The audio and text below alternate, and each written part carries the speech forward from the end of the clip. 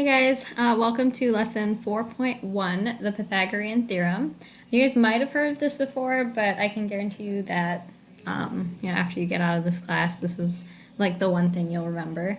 The Pythagorean Theorem, in words, just means that the area of the square whose side is the hypotenuse, we're talking about a right triangle here, so the square created by the hypotenuse is equal to the sum of the areas of the squares on the other two sides.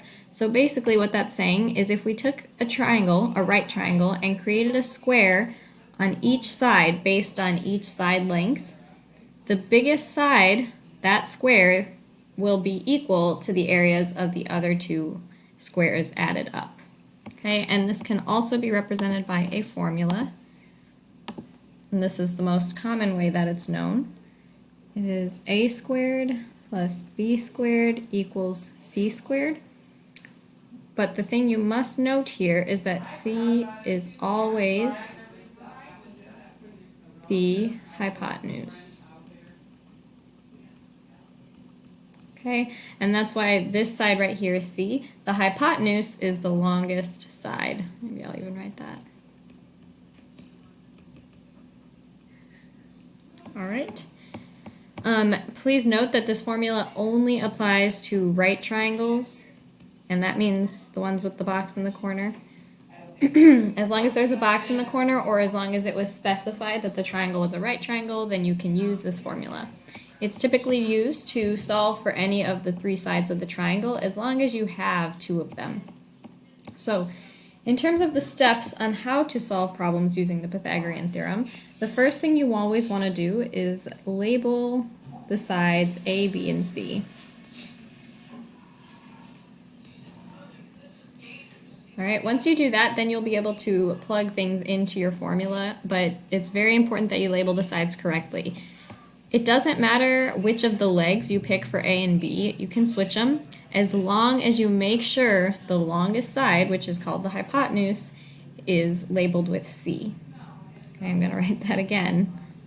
C must be the hypotenuse, which is the longest side.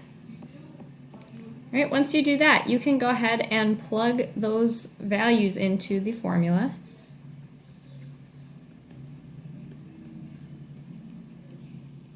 This formula we've written right up there.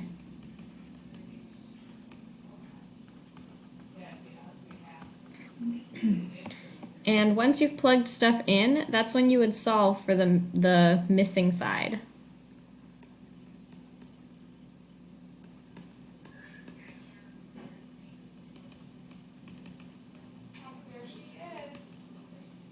Okay, and that's when you have to use your algebra to get that letter alone, just like when we solve for x in equations. And we're going to see that right now when we do some of these examples. All right. So, let's try this one right over here. Step one is to label the sides A, B, and C. So I'm going to go ahead and label this side A. I always like to label the smallest one A and the longer one B. It doesn't matter if you do that or not, but that's just how I like to do it. So these two are A and B, and this one, because it's the longest side, is going to be C. One good trick to remember how to find C is that it's always the side opposite from the right angle. So if you just draw an arrow straight onto the other side from that corner where the box is, you'll land right on the hypotenuse every time. So now that I've labeled, I can go ahead and go to step 2, which is to plug those values into the formula. Okay, remember that the formula is a squared plus b squared equals c squared. So for us, we will say, and we don't have an a squared, so we'll just leave it as a squared. B is 8, so we will put 8 squared. C is 10, so we'll put 10 squared. Okay, now step 3 is to go ahead and start solving your equation. You want to get a squared alone, and my suggestion to you is that you actually go ahead and compute the individual pieces first. So for example, instead of keeping it as 8 squared, we can put 64, because we can calculate it. Instead of 10 squared, we can change it to 100, because again, it's just nicer to have these numbers there instead of these like funky squares. Okay, Now that we've done that, we can go ahead and start getting a by itself. Let's subtract 64 from both sides. And that leaves us with a squared on the left, and on the right, we have 36. Okay, now our very last step, and here's the thing, whenever you're solving a problem with the Pythagorean theorem, the last step is pretty much always going to be to square root both sides. Okay, that's how we're going to get rid of this square and end up with just a. Right, so a really is the square root of 36, but the square root of 36 is actually 6. So we know that the missing side length is 6.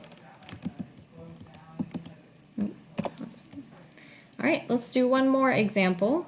So this one I know it doesn't have a box, but I am specifying for you that it is a right triangle, so I'll just put a box there for us. And then we can go ahead and start with step 1. Go ahead and label your sides A, B, and C. I will do A here, B here, C here. And then we can plug into our formula. So remember, it's A squared plus B squared equals C squared. So for us, we'll write 34 squared plus 41 squared equals C squared. We don't know C, so that's why this one stays C squared.